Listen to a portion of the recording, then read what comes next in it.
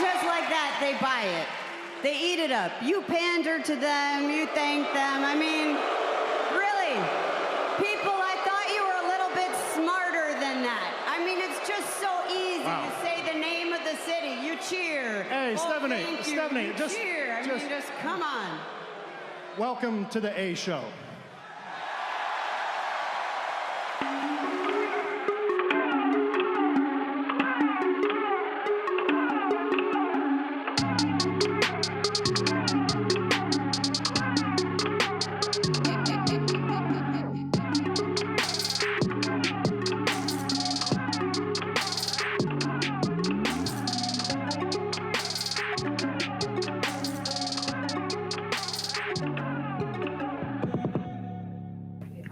Yo, and welcome back to the A Show, episode 112. Shout out to 112. We can get it anywhere. You know what I'm saying? I was gonna say peaches and cream, but you had a way better reference than me. Because I used that last night on Twitter. I said in my in my unnamed NXT commentator voice, like 112, you can get it anywhere. Because moral-isms are just so easy and it's so fun, and I get why he does it now. Moro, who returned to NXT last week, but of course you are here on the A Show with the Kings of Pro Wrestling Podcast. I'm Justin, here with Meelz. Meelz, I made a terrible decision right before we got on air. Okay, what? Why? Where? What? I ate pizza. Okay, but you're lactose, like you can't eat much cheese. Yeah. Yeah. But let me tell you something. Pizza's so good, you ignore it. I honestly, there are some things. I don't think I'm fully like lactose, like maybe not extreme, but at some point it's also like I probably shouldn't be eating this. But then food is so delicious and it just has dairy in it. I just had to, man. I mean, I feel you. That. How are you enjoying your day, sir? I'm good, man. I was feeling a little under the weather, which, of course, goes into me just chilling, eating pizza, watching the dog, Roman. Big fan of you, Meelz. He loves you. Loves your voice. Oh, wow. Okay. That's the first. That's a first. I did half of the It's a Challenge podcast last week by myself. It was a very interesting experience because that's the first time I've done it by myself. Yeah, I heard the episode. I thought that you held it down very well. I appreciate it. That was very nerve-wracking, but then I was like, oh, I can do this. Like, I legitimately went for like 20 minutes. I was like, oh, I can do this. Like, I would rather not, but I can. Remember, I was doing 55-minute Broadways by myself. I don't like 3. To TBH, like, to me, for all the driving podcasters of the future, who may not have someone they readily want to do it with, I say, if you're going to speak by yourself, do it for 30 minutes or less. Don't. I'm always weird about, like, I remember listening to. Can I say his name? I don't know. I remember you listening to the Sam Roberts podcast and he'd be talking to himself. He's cool. I mess with Sam Roberts. We chopped it up. We hung out a little at the 2K event. 2 months that's ago. cool. He's a cool blocked guy. him, right? Oh wow, for the Bianca stuff. Yeah, I blocked him. I get it. I get it was a work, but also at the time we were real sensitive. It was a real sensitive period. It was sensitive.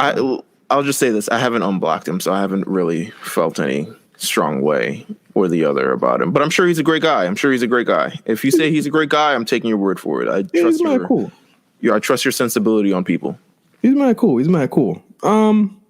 Yeah, I mean, I think that singular podcast, especially like if you're doing a singular wrestling podcast, I think like Solo Monster does it by itself, and that's always like he has the personality to kind of carry it. He has a voice to carry it too. He's got a really great like radio voice, right? But like not everybody can do it, So yeah, I agree. Listen, striving podcasters of the world, find a friend. You'll enjoy it a lot better.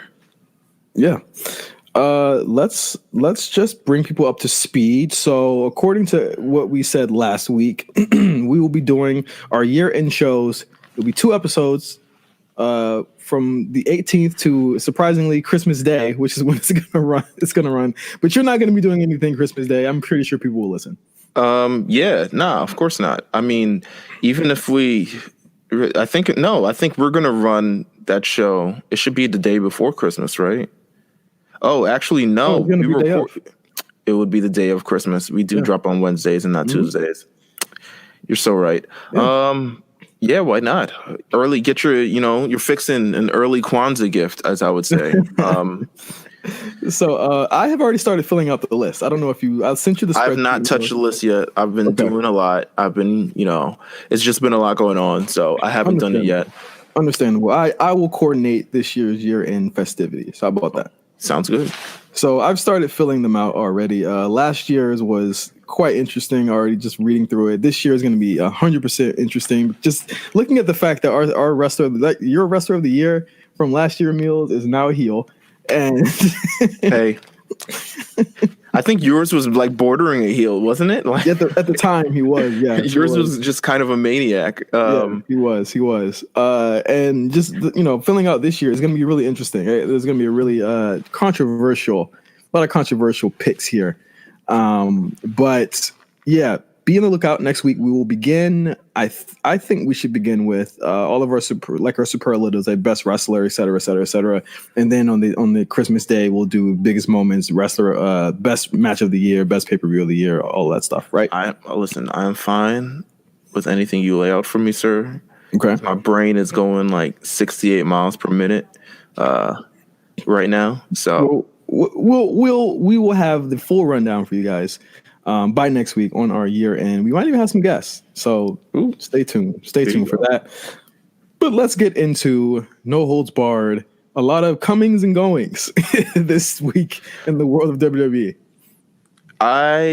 You know what? I like the kind of change of pace. It's just, sometimes in the wrestling world, and not to say that I am in favor of people getting fired.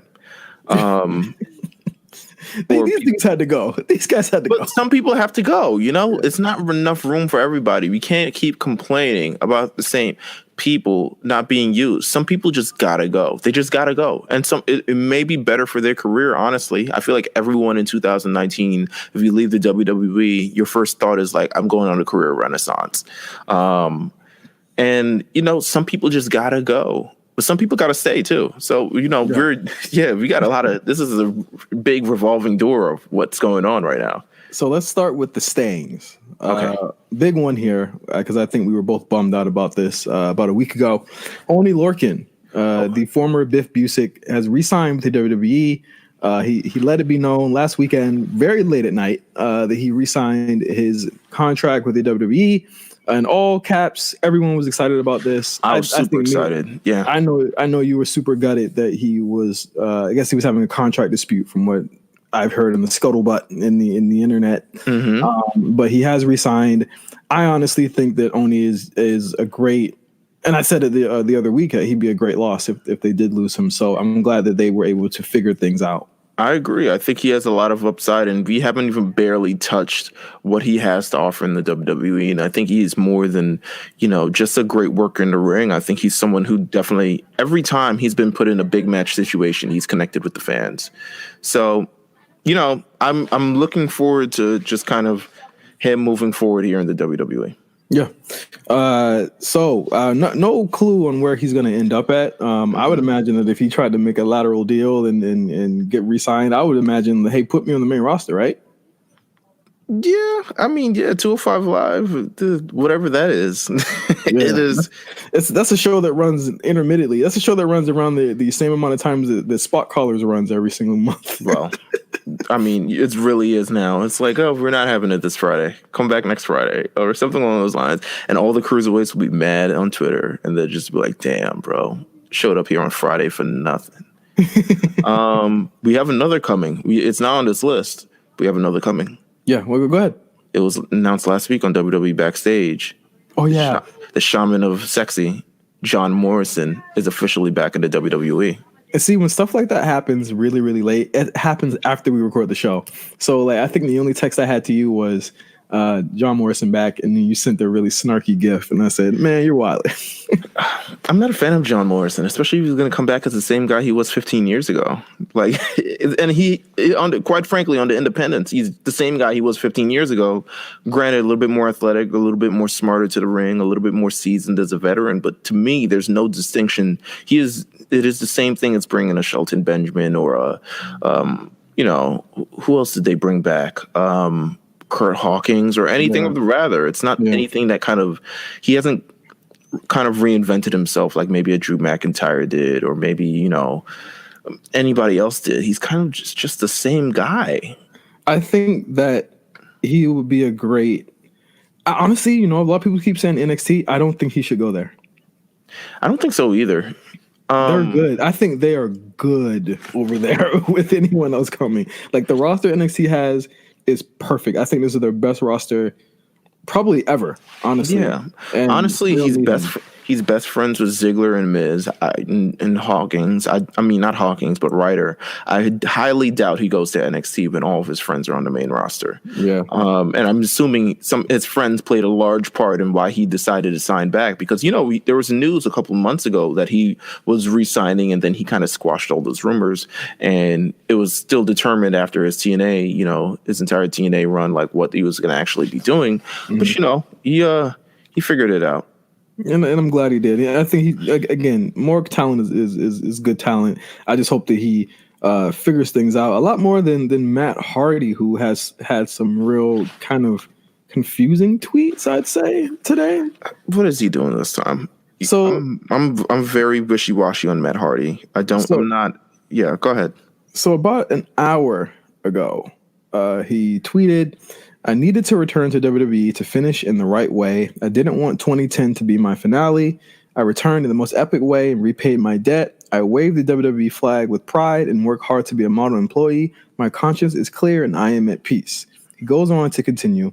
A few notes, and this is in reply to someone. I'm actually very healthy right now. I did not semi-retire. I could have still been working at that time, and I guess he's talking about the time where he was out for a couple of months after. And he became like an agent or something, right? Yeah, and or producer. I think when Bray left, he left, right? Like when Bray stopped. Yeah, essentially, yeah. I am always down to put talent over, but I am not in that phase of my career. I have much, much more to offer to the industry. Do you really? How much are we want from Matt Hardy? As much as he has to offer, how much of that do we actually want? I don't want to see him with a title. I don't want to see him with the tag titles again. You got to think, when he came back, they gave him the tag titles off rip. And I understood that. And you get it. And then they were together off rip. They gave him his little TNA cosplay. They gave Jeff his time in the sun.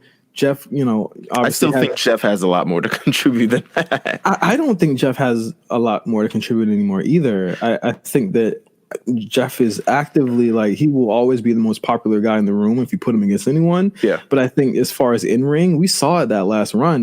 It was very, very, like, the Nakamura matches themselves, like, it was not great. No, I mean, it wasn't great, but I still think just in terms of our overall presence on the roster, I still think he adds something.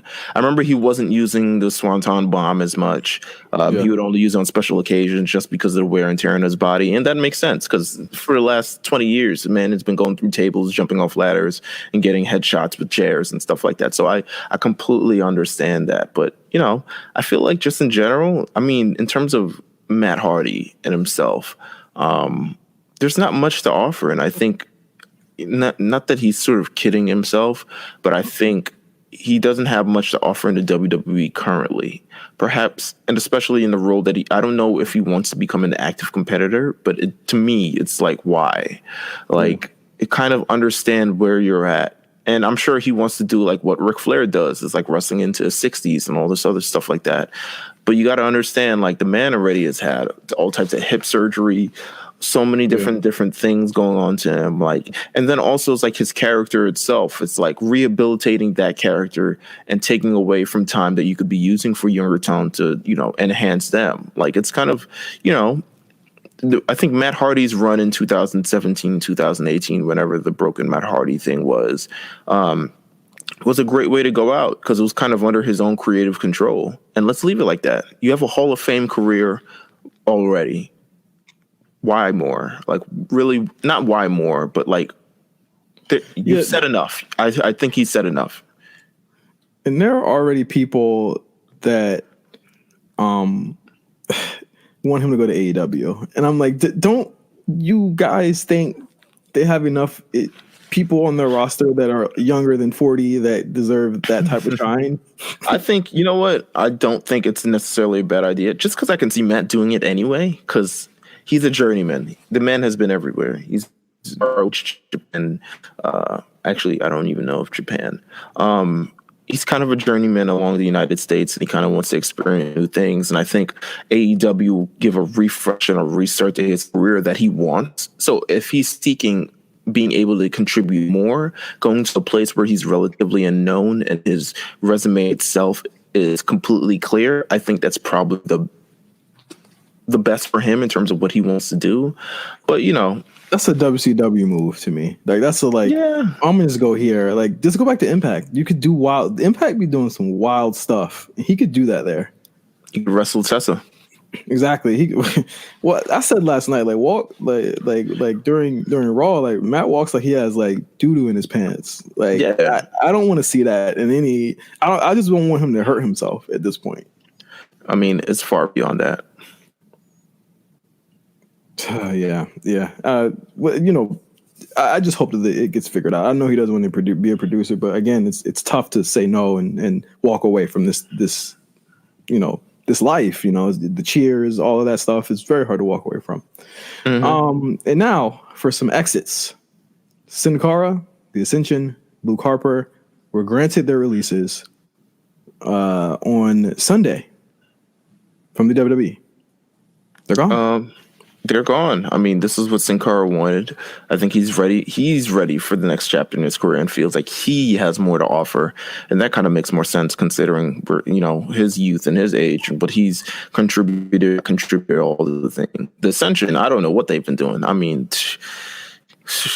whatever. It's just catering. I don't know what, man. They just been chilling. To be honest with you, what was it? It was Connor. Connor's been in WWE for a long ass time. Yeah. A long ass time. And it's so weird to me that he stayed there that long. And, you know, he's going to be 40 in a couple of months. I'm looking up. And to stay there a couple long and have him feel like you've contributed anything in probably close to half a decade, right? Like they debuted on the main roster December 2014. So that means they have not been in the NXT, which was their prime years, for over half the decade. They haven't contributed anything at all. So for him to actually stay and kind of feel that way, to me, it's much more telling of like, I don't know. It's just telling that, like, yo, what do you really want? Do you continue to want to work for this? Like, what are we really doing? You kind of really sat there for 6 years and kind of just like wallowed in, you know, mediocrity. Money's good. The money is great. That's probably it, to be honest with you. He was in the WWE for 9 years. I wonder what's going to happen next. That's what all I can say. Sure. The real winner here, not winner, but the real, you know, I guess the real blue chipper. The one that people support the most in terms of this decision, yes. Absolutely. Luke Harper, Brody Lee. We knew, or we saw that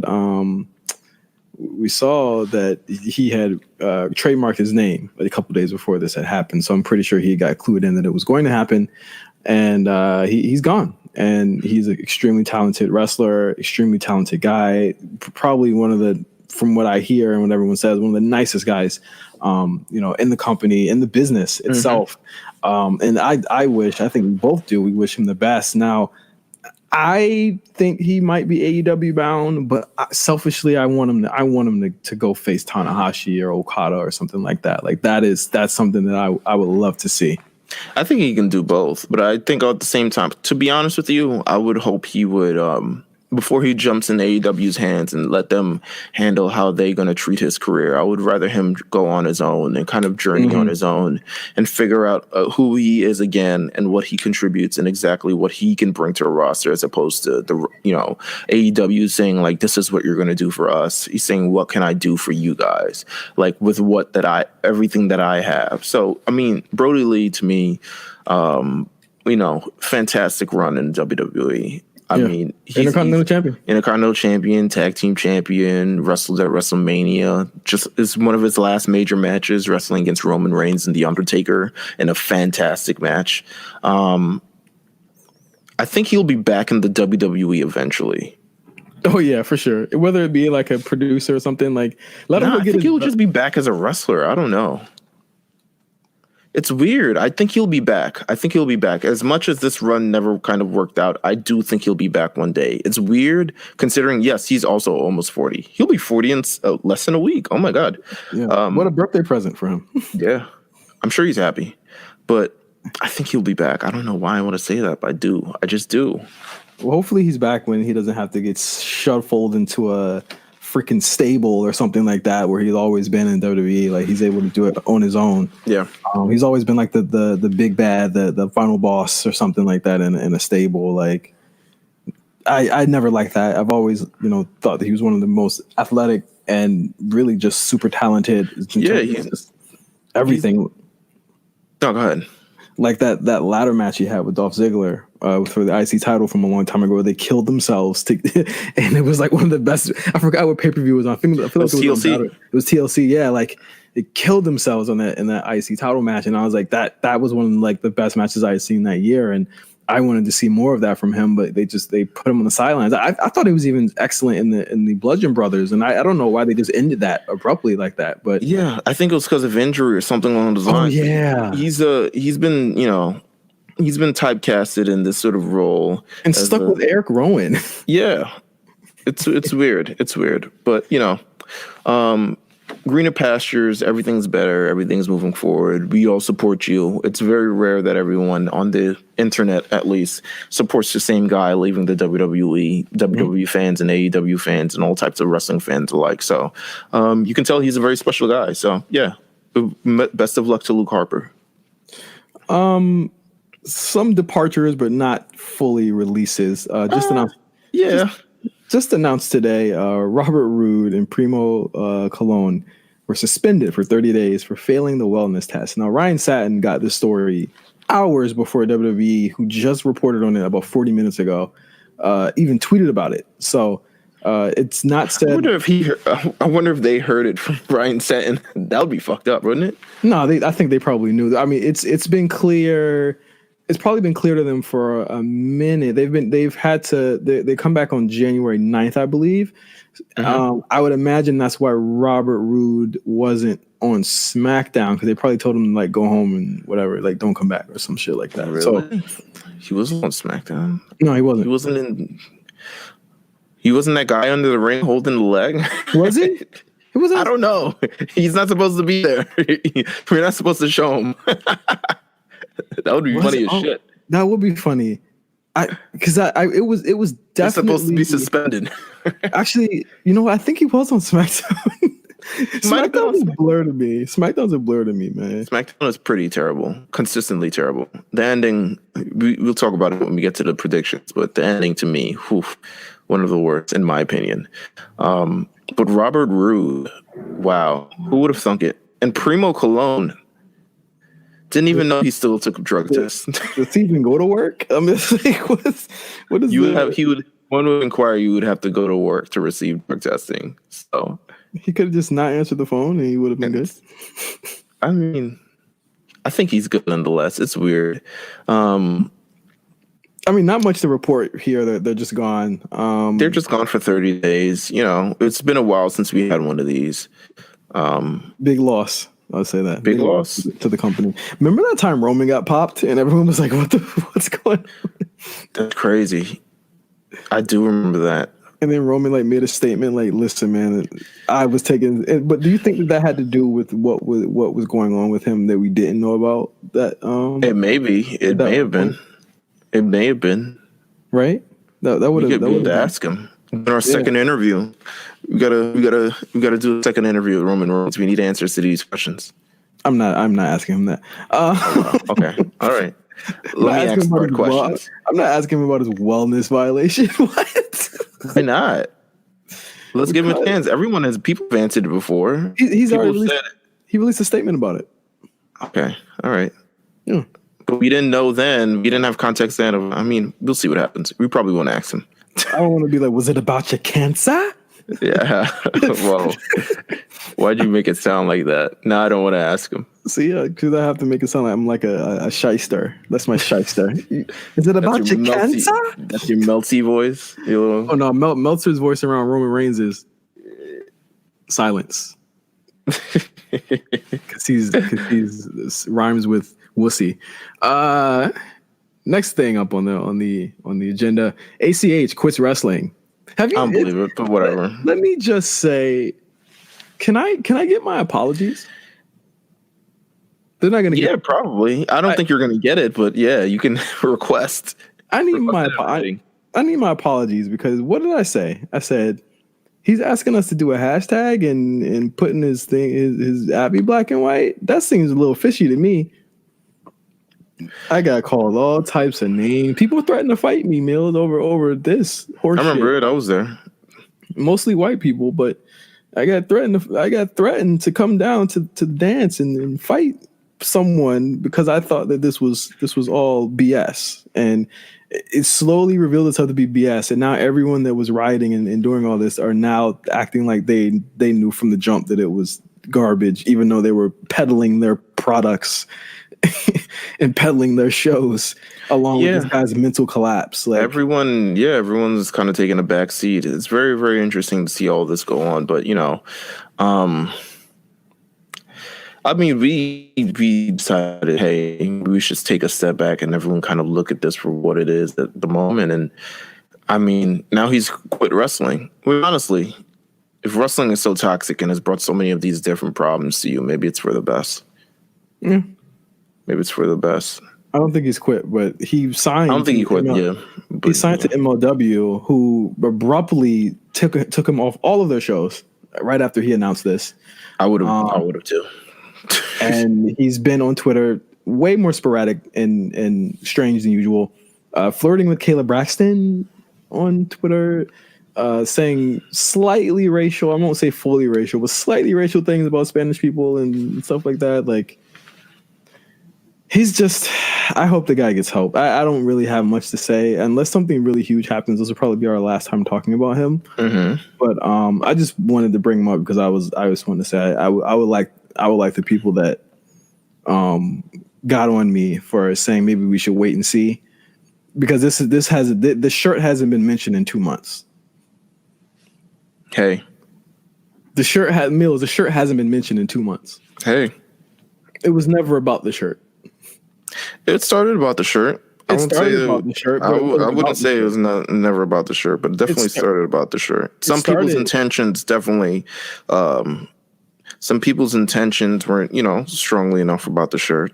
I mean, I think certain people, in terms of how they sort of handled this entire situation, took advantage of the situation and took advantage of the people, and especially took advantage of wrestling fans because they know wrestling fans are some of the most rowdy and, evocative and sort of people who will take the kind of any take. And they kind of took advantage of that. And, the result is what the result is. And the entire wrestling world has moved on. I think we should as well. But, we just implore people, not employ. We don't employ anybody. We implore people to actually take a step back and you just think for themselves and don't really think of, stop trying to overthink a lot of these things or before you think, like, react. Stop the reacting first. The reacting first is always the problem, to be honest with you. Yeah, but they can't help it. They can't help it, bro. It's just I don't know, something but wrestling. Yeah, they cannot help to just react because they got to get the take off first. That's all it is. But that is there with ACH. Let's get to my favorite portion of the show. Mm-hmm. Do we still have time for this? Oh my god. Yeah, we do. I will delete everything else off this run sheet if we don't get to talk about this. It is time for KANACHAT. Okay, KANACHAT. A lot of movement. She retweeted you last week. Yeah, she retweeted us. She retweeted RNC. Listen. So shouts out to all the Asuka fans, wrestling fans that listened to us last week and possibly came back this week to listen to the A show from Asuka's recommendation because of KANACHAT. She's such a great and supportive. We did get a bunch of listeners. That kind of just, I was like, why is this show have so much more listeners? Yeah, it's because the A in the A show stands for Asuka. Yep, the Asuka show. You know we love Asuka. Shout out to Asuka. But KANACHAT. This week, very, very busy on her end. She was on a show on Complex that they just premiered a couple of weeks ago called Gucci Gang. I want to say it's Gucci Gang. I don't want to say sorry, Gucci. It's Gucci. I have to be honest with you, I don't know fully how. I just want to. I think it's Gucci Gang. It's Gucci. Okay. I went to their upfront a month ago, and they had kind of shown a preview reel of this, and she was on it, and I said, "Oh crap! I wonder when it comes out." And it came out today. You know what? I like the multicultural stance of this entire thing. Yeah, I really liked it, and I thought that Asuka gave a lot more in depth of why she started wrestling. That I've never heard before. Like, I don't think anyone's asked Asuka have a long form interview. Yeah, long form interviews with Asuka, and I think WWE doesn't purposely sit around in interviews because of. I mean, they'll sit around in interviews in Japan, of course, yeah, but like in terms of just interviews, like with just people, just in general about like her upbringing, all the other stuff. I think maybe people feel like the language barrier is too tough, but she's an interesting person. This is why we have KANACHAT, to be honest with you. Yeah, I think Asuka is one of the most interesting people on the roster, but she mentions like her love of sushi and how sushi places in Japan, they're open until 2 and 3 a.m. And after her matches, she'd go get sushi. And one thing I did mention, I don't know if you got to this part or you remember it, but she talks about her routine, her workout routine, and she says that she has to get lean on the 4 days that she has matches, but on the other 3, she's trying to eat as much as she can or eat the foods that she wasn't supposed to eat on those 4 days. But she says that she tries to keep a little bit of fat on herself for bumps, and I thought it was really intriguing to get how. I don't really hear a lot about how the women prepare. You hear a lot about the men; they super bulk up and they get all these muscles, and that helps them. But it was interesting to hear Asuka say, she kept fat on her body because she said if she wasn't, the bumps would be too hard for her to take. No, I mean, to be honest with you, that's been a case with a lot of, not only just the men, but the women. And I think for me, I visually see it, and I've seen it for quite some time, especially with a lot of women's transitions from NXT to WWE. NXT, you're kind of working before they used to work once a month, and then like every 3 months, a big show. So they didn't really have to have a lot of weight on them. Mm-hmm. But as you see people transition to the WWE, you see the Bayley, you see the Becky Lynch, you see the Charlotte Flairs. You look at them when they're in NXT, and they're tiny compared to us now because they need the size and they need the mass to be able to sustain all these different things coming towards them. And, I'm happy that she pointed that out. Yeah, that is a major fact that I think gets lost on people in terms of just everything body-wise with the WWE. Yeah, but I love the episode. Check it out on Complex's channel on YouTube. It's called First We Feast on the First We Feast channel. Oh my God, it is on First We Feast. But it's called Gucci Gang. It's really good. And the food looked amazing. And speaking of sushi, on this week's episode, I didn't watch the monorail episode. It's 24 minutes. I just couldn't do it. I don't think she will want us to either. On this week's episode of KANACHAT TV, she makes sushi. Listen, talk about the brand synergy right there. Come on, man. She knew what she was doing. Go ahead on, girl. Asuka makes sushi from scratch. I know, Meelz, that you know that when I watched this, I was like, you know what? I can do that.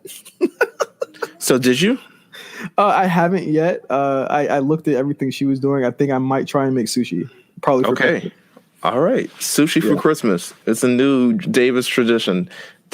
It looked really good. Like, she's very, very good at just kind of explaining things and then showing you her mishaps. And I think that it's really cute and funny when she does have a mishap because, of course you have the animation that goes along with it, but it ends up working out in the end. And she's just like, hey, it tastes really good. Easy peasy. Easy freaking peasy. So in terms of all of the Kana Chan TV, Asuka content this week. I give both of them thumbs up. I would implore all of you guys to go check it out this week. Asuka.give thumbs up. So, yes, I agree. Shout out to Asuka. We're definitely gonna holler at you and shout you out as well. KANACHAT TV, my favorite YouTube wormhole to go down. And next week on KANACHAT, Meelz, let's go back to like an older episode of KANACHAT TV. I'll send you the link. This is by far the most effort that we put in any recurring segment for quite some time. Fun. It's so freaking. I agree. It's great. You know what? I respect it.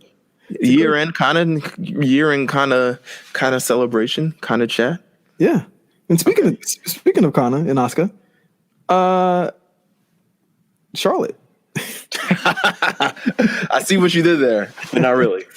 Well, I mean, they will. You know what? They will forever be linked as far as careers. They will forever be linked forever. I think so as well. Yeah. There was an argument based off of a group of tweets that were started from the Corey Graves podcast, where he mentioned that he felt as though Charlotte was she meant the least that she had ever meant before in the company at this point in her career. She just kind of seemed like she's going through the motions, which I disagree with. I mean, I don't know if he was watching Raw when he saw that handicap match, but she definitely was on point there. But again, like I said just a couple seconds ago, she and Asuka are very much linked, and their chemistry is off the charts. Like, you can put them in the ring for 2 minutes and you'll get something really cool. Mm-hmm. But I posed this question last week, and I wanted to bring it to this episode. Is Charlotte being devalued? And I think in a lot of ways, in some ways, yes. I think she doesn't need to get the belt that many times. I don't think she needs 10 reigns right now. I think her winning the belt just to get someone over when she loses it, I don't think that works all the time. I definitely don't think it's working with Bayley right now. But I don't think she's being devalued because just of her tenure in the company, like, she won the new belt, the first women's championship they made, got to retire the Divas belt, main event at WrestleMania. She's won the title 10 times. She went undefeated like on every pay-per-view ever for like a year. Like, she's like one of the most decorated women in the company, next to, well, Becky's gonna get there, but next to Asuka. Mm-hmm. I think, quite honestly, if you have a conversation about Charlotte being devalued, to me, if I'm another woman on the roster, I'm so mad. Because it's like, you know how many sort of situations, how many times, and it's not just, the powers that be control everything. It's not Charlotte's own doing. So it's not like Charlotte's putting herself in the position to be great. It's the powers that be that putting her in a position to be great. But to say that she's undervalued kind of undermines all the other contributions and the lack thereof of the other women on the roster who would love to be in Charlotte's spot. They are the ones who have an argument to be devalued. It's like all the things that you said. Charlotte has been in the main event of WrestleMania. She has won the women's championship 10 times. That more times than she's probably ever needed. Even just this year alone, I think she's had 2 reigns this year alone and probably have held them for a combined maybe not even a month. I would probably say like 2.5 weeks. She held it from one show from WrestleMania to another thing. Maybe it's about a month. Like maybe like 3 weeks, 4 weeks or so. But yeah, like, at this point, she's being afforded so many opportunities, and she works very hard for it. We're not understating the fact that her effort. I mean, you saw the handicap match itself, even the WrestleMania main event, which may not have been as popular with wrestling fans. Yeah, but she works hard in that. She's earned where she's at this point. Well, rather that because she was going to be given whatever she was at, nonetheless. I think, in my opinion, like whether she was good or not, she would have been in this position nonetheless. But I think she's done a great job rising to the occasion to meet that standard that she's being put at. Yeah, I think that before Becky came around, she absolutely, like, we forget a year ago or almost 2 years ago, it was going to be Charlotte Ronda. There was no way around it. It was going to be those two, and then everything, all of the extenuating circumstances happened. And I've been saying this forever. Everyone needs to give Charlotte her flowers now for what she did in that program to get Becky and Ronda over. Mm-hmm. She gave a lot that she didn't have to do, and put a lot more people down, including Asuka, in order to get there. And I'm pretty sure, like, humanly, she might not have wanted to do that. Mm-hmm. especially not with Asuka, who I know that she's even said she has so much respect for. Right. But at the end of the day, it's like she goes out and does what she has to do, whether it be losing the title, winning the title, taking the heat for Becky and Ronda. She does that. And I think that she does a tremendous job at it. Now, being devalued, what's wrong with having other women at the top? Yeah. To be honest with you, I think, honestly, my booking for the next WrestleMania should be a fatal four-way between the four horsewomen. And, I don't know how that happens, considering they're both on both brands. But quite honestly, Sami Zayn is now on both shows, so it's like I don't even think it's that far-fetched. The stupidest thing they have ever done. I applied for my managerial license. This sounds like some Paul Heyman cap, but it is what it is. I don't even, at the end of Raw, I'm sorry to even diverge here. I don't even know what, at the end of Raw, are we even thinking, is he going to show up next week? Do we know? Like, what? I have no idea, but cap. But I think in this idea, because as long as those four women are on the show, they're a constant fixture on the show. They have been for the last 4 years. I think this fatal four-way is a good way to say, let's end this chapter and let's really transition to the next group of women. And you look at women like the Rhea Ripleys and the Bianca Belairs, the Io Shirai's, even the Ruby Riots, the Nikki Crosses, all these other people who need to be in this position as well. And it's a shame haven't reached that pinnacle because it's kind of been so the forefront has always been these four women that contribute a lot. So, and I get it. Again, I get why they're at the forefront. They're the women that a lot of women like Indy Hartwell and the people, the women that are coming up in the PC right now, they look up to them, which is insane. But, one thing I will say, it's going to get to a point that if you keep beating Charlotte, it's going to mean less when you're trying to get somebody over by beating her. I will say that. Yeah. I still think beating Asuka is a big deal by comparison. Beating Asuka is still a big deal because she loses so infrequently throughout the year. She's pinned so infrequently throughout the year. Right. Beating Charlotte, Bayley's beat her, Becky's beaten her. Like, a lot of people have beaten Charlotte this year. And I will say that, I think you will get diminishing returns from it, but being devalued, absolutely not. Like, Corey Graves is probably just overreacting. Yeah, I think so as well. I think so. Charlotte will be on his show this week, actually. It now moves to Thursdays. So you can listen to that after you listen to this. Fuck that. Oh, my gosh. All right. So you ready to talk about TLC? Let's talk about it.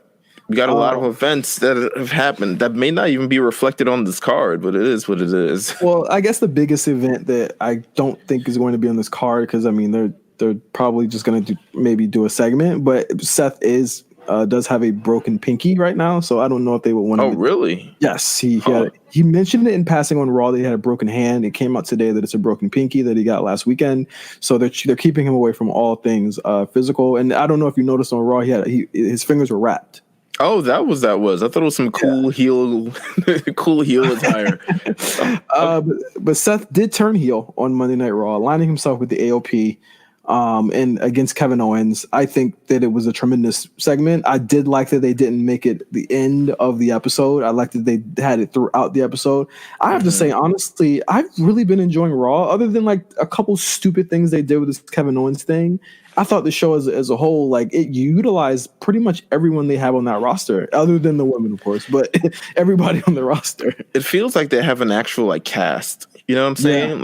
They have a cast of guys that they're using infrequently, but still everyone plays their roles. Various people get highlighted. You see the Humberto Carrillo Andrade match, which was amazing. Aleister Black, Akira Tozawa, also very good. So crazy. Viking Raider Street Profits, also very good. It feels like they have an actual strong cast that they're using, and it feels like Raw is being utilized in the best way it's been in quite some time. Every year around this time, we're complaining about how we're just going through the motions. Let's just get through TLC, and we're almost at the Royal Rumble. And this, here we're actually enjoying it. Once again, can't say the same for SmackDown. SmackDown is trudging through the mud or the dog food or wherever the fuck it is right now.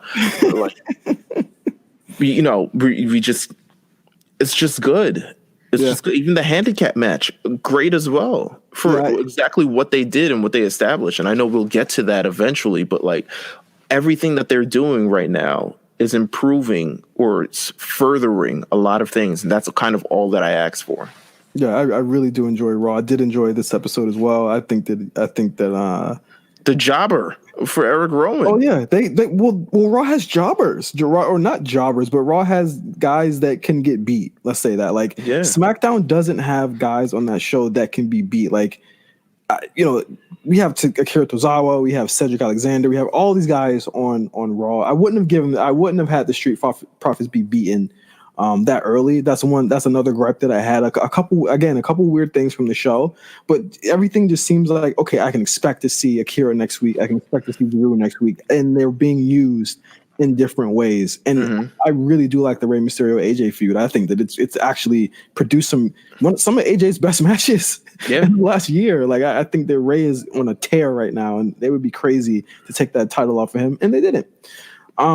So speaking of Raw and TLC, first match on TLC, Rusev versus Bobby Lashley in a tables match. I feel like it could have been a lot more of an extreme sort of thing, but should have been a get your gun match. I don't know why. The last man standing match would have been fire, but I guess we're at TLC, so it's kind of like you do what you got to do. Even a chairs match, I would understand that a little bit, but a tables match, get your gun match. Turn that up. Rusev versus Bobby Lashley. This has been an incredibly disrespectful feud thus far, but has been quite entertaining if you're a fan base. Attempted murder match. I have a question for you about this match. What's up? Do you think Lana goes through a table? Yes, and I think that would be the reason why the match doesn't end. I don't think we're going to get a finish here. Interesting. Okay. I think that she'll go through the table. I think Bobby and Rusev will both stop fighting, and then they'll worry about her. And I think we're going to get another month. Tag team cuck team. That would be insane, but that would be so Paul Heyman ECW to do. Oh yeah, I'm expecting it. I'm half expecting it. I'm like 45% expecting it. But also, I don't think they want to ruin Rusev like that. I think he's one of the biggest baby faces on the roster right now, and I would like. It's so funny that there is no real place to put him as far as titles right now, because I don't think U.S. titles in his future. I don't think Brock is in his future either. But there's got to be some type of like runner-up title. Hey, speaking of titles, where the 24/7 at? Shit. I mean, I don't know. I have no idea. It's being defended in a damn corporate office or something like that. I don't know. Who has it? I think it's Truth again. I think Truth has it. He lost it to the NASCAR guy, I think, and that's the last I remember seeing it. But it's what if I think in terms of just the future of Rusev, it's R-Truth. R-Truth has it. He won it on the second. If this ends up where both of them have to kind of leave, one has to leave the roster, I think one of them should definitely go to SmackDown for sure. I think Bobby should go. I think Bobby should too. I mean, there's not a. They could use a Lana and Bobby on SmackDown. It would be separating Rusev and Lana, which I think is the opposite of what they want to do. But fresh matchups there. Yeah, I agree. Fresh matchups there. Who do we think is going to win? I don't think. Yeah, no result. Yeah, I don't think anyone's going to win this match. Next up, Aleister Black versus Buddy Murphy in the I want to say potential show stealer, definite show stealer. I think there are other matches on this show that could definitely do that as well. But this is a mid-card feud. Everyone is expecting this match to bang match on the show. I love a good mid-card feud. Just one that's just like it's a comfortable, no stakes, nothing that we have to really kind of worry about. We kind of have an idea who's going to win, but we know the match is going to bang anyway. And both of these guys are getting time. They're getting wins on the show. Buddy Murphy has, his win-loss record on Raw is much better than it was on SmackDown. Aleister Black is damn near probably undefeated at this point. It all kind of depends, but I like this match. I'm looking forward to seeing this match. I hope they don't pre-show it. No. There's only 6 matches announced, so yeah, but that doesn't mean we can't get more. I doubt that the way they pushed this, that they would push that. They would put Leo Rush on there before they would do these two. Interesting. You're right. They would put the New Day there before they put these two. Honestly. This is also true. obviously, I think we can say Aleister Black is winning. I think Aleister's going to win. I think this is going to go into his Royal Rumble campaign. Yeah. I think there are big plans for this guy, and I think that after this feud, they're going to put him into overdrive, and I can't wait to see where they go. What are we doing with Brock for Mania? Is it? It can't be Kane, right? It's got to be Kane. Nah. It can't be Kane right now. Well, Kane had knee surgery, so I don't think it could be him anyway.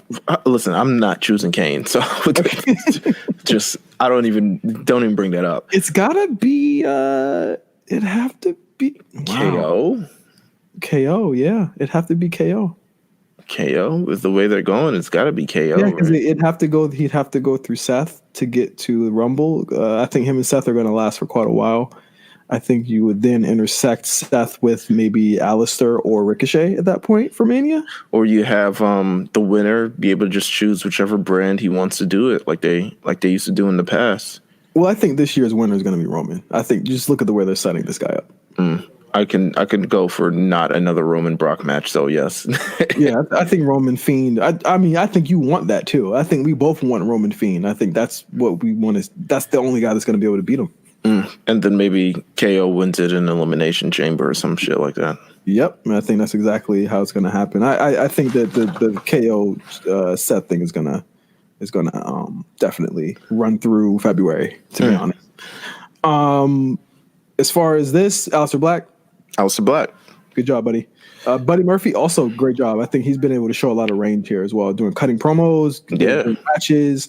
I thought the one promo he had a couple weeks ago where he knocked on the door and basically called Aleister a punk and then walked away was really good. But yeah, next match. This is something that has a lot of implications for you, Meelz. Yes. Bray Wyatt, normal Bray Wyatt versus The Miz. It is so I don't know. I'm intrigued by this storyline between these three. Why? I mean, not why, but like, why is this going on? What is this going on? Are we preparing a Miz Bryan tag team? Is this what we're doing? Like, I'm still confused of where the Miz and Daniel Bryan continue to intersect every week in this Bray Wyatt thing. Are they going to team up to face Daniel Bryan? They're going to. I mean, the Fiend. They're going to try and beat the Fiend together, and I think that they're going to fail ultimately. But I think that the triple threat, you might as well just shoot. That's a shoe in for a Royal Rumble. Let's just say that. But I think that you get Bald Bryan back. I think Miz loses here somehow to Bray Wyatt. I just want to see, and I think I'm just more interested in seeing how he wrestles, as regular Bray Wyatt. He has to be different, like completely different.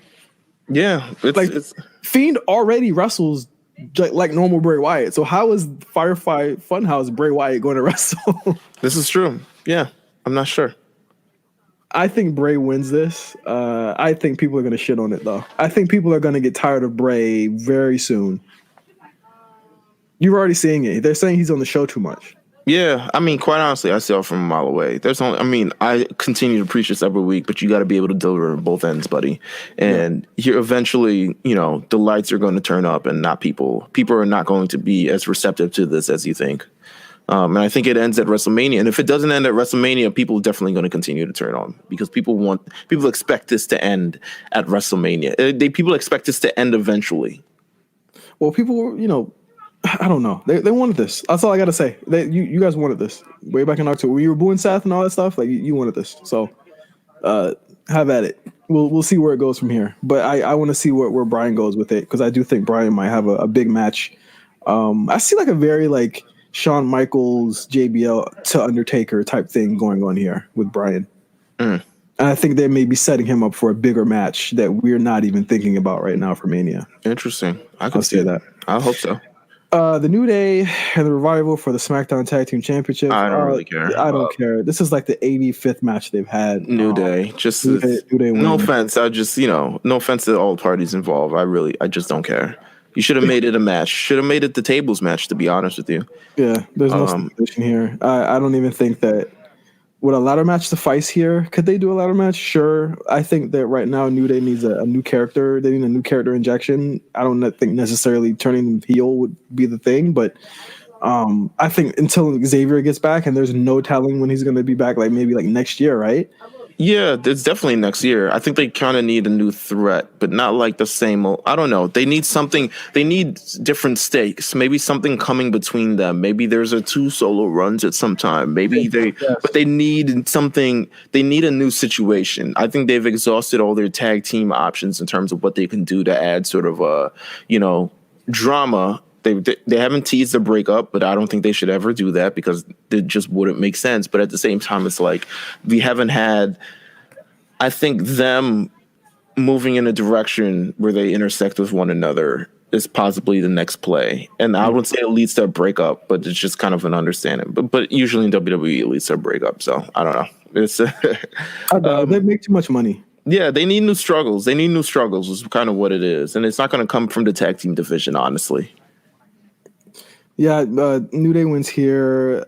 They don't really like have an AOP like challenge here. Nah, they don't really have anybody. Or the club. Unless friggin' Heavy Machinery turns heel, then I don't see anything going on. Yeah, I don't know here. I don't know where they go. They don't seem to be calling anyone up. Like I don't know where they like Forgotten Sons, New Day. I mean, come on. Nah, I'm good on that. I'm good on that. Yeah, come on. Next match, Roman Reigns versus King Corbin in a TLC match. I know Meelz, you have it's confirmed TLC? Yes, it's a TLC match. He said it. Yeah. They said it right after. No, they said it right before SmackDown, I think. Yeah, I remember that. But you haven't been a fan of this feud. I don't think I wasn't a fan of the ending on SmackDown. I thought the ending on SmackDown was very like it was a bit. I don't want to say like lowbrow because it's like who's really under this brow, but it's like I would prefer rock bottom and dog poop over taking guys dumping dog food on a guy to prove a point. And it's not that there isn't another way they could have embarrassed Roman Reigns, and I'm sure they want to like bring out something raw in Roman Reigns. So they want sympathy. Yeah, but dog food though, like it didn't. The visual of dog food didn't seem like even like because you have to like open every can of dog food. Like to me, the visual of it and everything of it, in terms of how it was. It looked like clay. It was a little too wet to be dog food. Let me just be clear. So weird to me. It was just so weird. It's like, okay, yeah, he's a dog. Do we have to continue harping on this? Yeah. Like, yes, we get it, big dog. But they could have done anything. Quite honest with you, they could have. I think they don't want to do things with families anymore. They don't want to do things with But in terms of to fully, they don't. In terms of fully embarrass a person, I feel like there could have been another way you could have fully embarrassed them, like. But dog food, nah. Shout out to Roman for doing this angle once again. Company guy. I do know that we know how this is going to end, and it's going to end terribly for Mr. Corbin. I do think this match will be enjoyable. I think when it's time, Corbin does turn up. I think Roman always turns up, no matter who it is. Roman wins here. It starts his Royal Rumble campaign. Well, yeah. I think he's gonna be one to watch out for in the Royal Rumble as well. I feel like Corbin wins. I'm gonna go Corbin. Yeah, I'm gonna go with Corbin in this one. Oh wow, you wilding today, huh? I am wilding. I'm super wilding, but you're going against the grain, huh? Okay. I just feel like Corbin's gonna win. I don't know. Right. Wait, Robert Roode is gonna like on the first SmackDown of the new year or some bullshit like that. Robert Roode won't be under the ring on Sunday, so the Zigs will be. And whoever was under the ring, they didn't even explain that. They didn't even mention it. They didn't even. Who was that man holding him under the ring? Who knows? I think what I think is going to be the main event we'll talk about next, and that is the Kabuki Warriors versus Becky Lynch and Charlotte for the tag team titles. Say what you will about the team up here. Wait, for a TLC match too. Don't undersell any of this. This is all. Oh Banger. My God! Banger. Remember the TLC match they had last year? Asuka and Becky. Do I remember it? What? Asuka won. Of course I remember it. They're right back there. So TLC seems to be her her event, right? Listen, let's talk a little bit about the Kabuki Warriors and kind of the tear and the reinvention of them over the last number of weeks and or months, because they have been, in terms of just, we were down on this, and I was down on this beginning because I didn't think this was a proper use of Asuka and or Kairi Sane in terms of establishing either of them. And I think it was off to the wrong start, especially pairing them with Paige and thinking you needed to have a crutch on them for them to get over. Mm-hmm. Whereas both of them are massive personalities in themselves, while they may not speak English as well as others. They are massive personalities in themselves, and they can get over. Mm-hmm. I think since the heel turn, since they started misting Paige, since they included the mist and started really taking their in-ring to being a lot more physical, it's been a complete 180, and they have just been the most prominent figures on the show, and they have caught the eye of two of the biggest women on the roster, and Becky and Charlotte. And these put both Becky and Charlotte in a different sort of role, mm-hmm. as opposed to just being the hunted. Yeah, exactly. So they're the hunted. Even though they're not even the champions. When's the last time you heard the champion say, "I challenge you to challenge me"? Mm-hmm. I was like, oh, talk that talk. Make it make sense. Come on. Turn them up. I love that. I was getting excited. Boy. They jumped him in the hallway. Just like, whatever. We out here. Being too green. They were off something, man. They were feeling themselves 100%. And you know what? I was here for it because guess what? First of all, one, it makes sense. Two, these four women are badass. So I want to see this match. Asuka and Kairi don't even show up on SmackDown. They don't even show up. Why? Why would we ruin the character and show up on that show? Like, why ruin the mystique and have them try to face Sonya and Mandy? Show up on that garbage, man. Get out of here, man.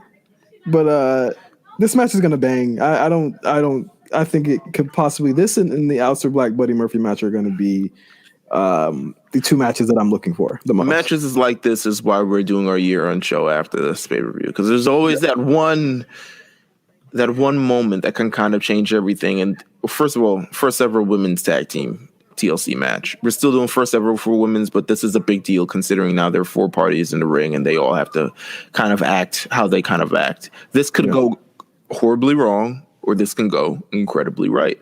I already know that Kairi Sane is with the bullshit. Let's just be clear. We seeing that elbow off of something. I would love it. She does this elbow off of the ladder onto tables outside. First of all, that elbow through the table. Table didn't even bother to buckle. That shit was like, we out. That table was like, we out. I was like, bro, this is the best shot. It was probably one of the best shots that they've done all year. Like, it was really good. And Asuka hyping her up, like, it was so good. Turn that up. I love the Kabuki Warriors, man. They're great. They're really good, man. Turn that up. I love it. I love it so much. As for the winners, we talked about this earlier today. I think that the belts are going to be at the top of the they're gonna have to climb to the top of the ladder to retrieve. Okay, so no one's gonna get pinned, but so that's fair. I do think the Kabuki Warriors are gonna win this. It's a different TLC match than the other TLC match, which is kind of good. It's at least they give you a different type of finish, and it's not those wacky WWE 2K20 TLC matches where you get pinned or something when you're not supposed to or something like that. I don't want to. Shout out Mark and Cornell. Yeah, I don't need them glitches in my life. I think Kabuki's win this. I think Asuka repays her debt to Becky at Royal Rumble, and I think this starts Becky's Mania campaign, and Asuka and Kairi. Who knows where they go from there? But who knows? Yeah, really incredibly dominant. So I don't think they'll be out the picture. But I do think that just to sweeten the deal, why not maybe give Asuka a title or something, right? Yeah, I think so. You know what? Let's keep them strong. I think eventually they do bring, insert a formidable women's tag team, and I think it's probably going to be from NXT or something like that. But I think they do eventually. I think they're going to remain tag team champions. If I'm picking who's winning this match, actually no. I'm picking Charlotte and Becky to win this match, weirdly enough. Really? And I'm going to say that they eventually switch back and they give it back to the Kabuki Warriors. But what would Charlotte gain from that? Because it doesn't. What do you mean? What does Charlotte gain? Another championship. What does Charlotte gain? I could have asked me that question, 10 months ago.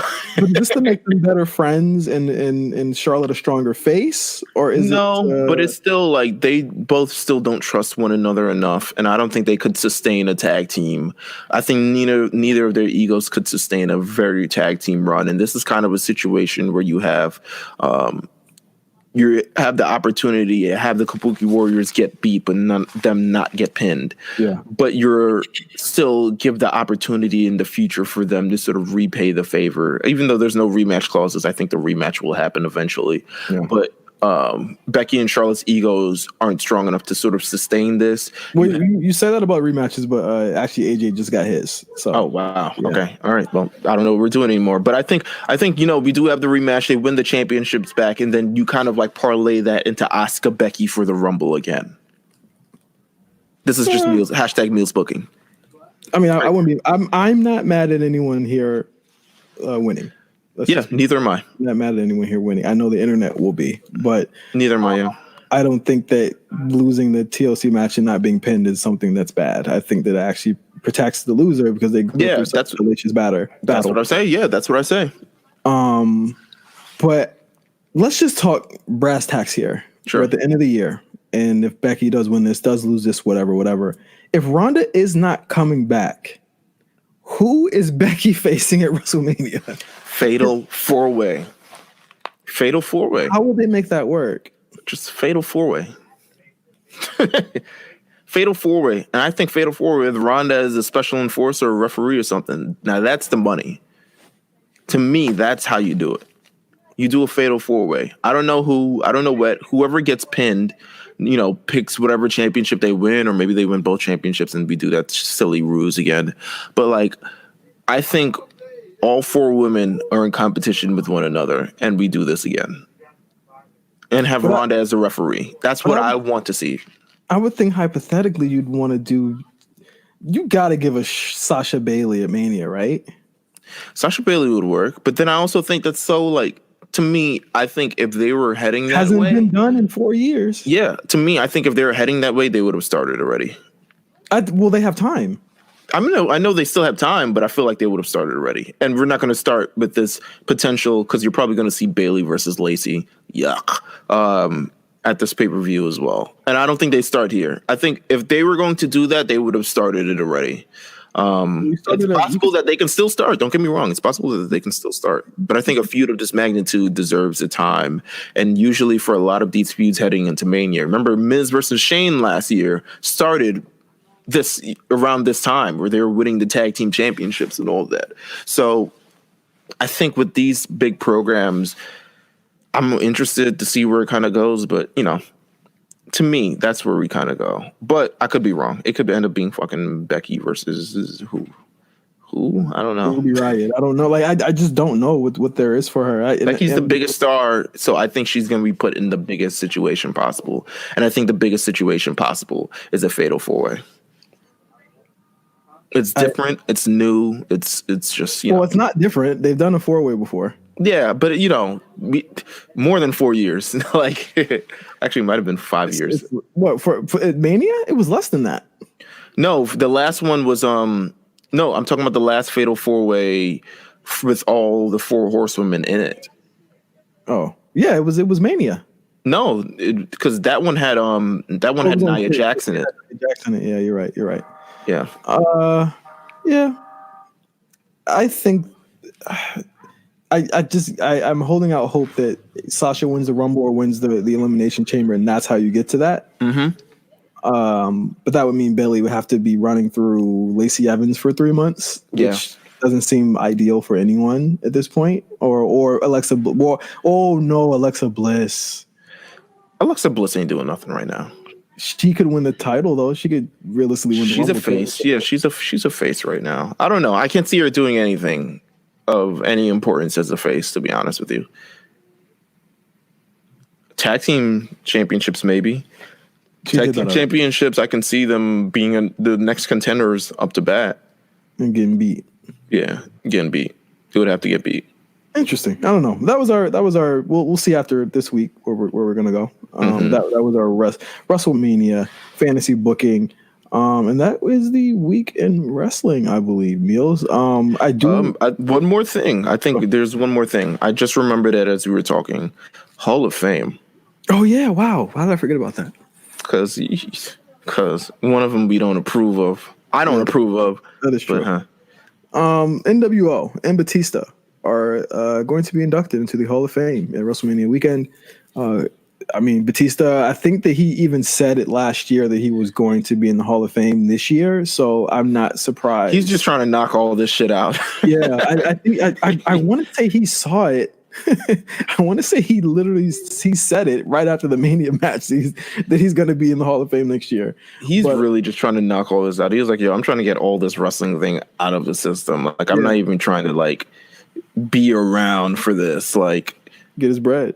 Yeah, let me get my bread. Let me be out. I'm a Hall of Famer. That's what I do. And the NWO making X-Pac a 2-timer.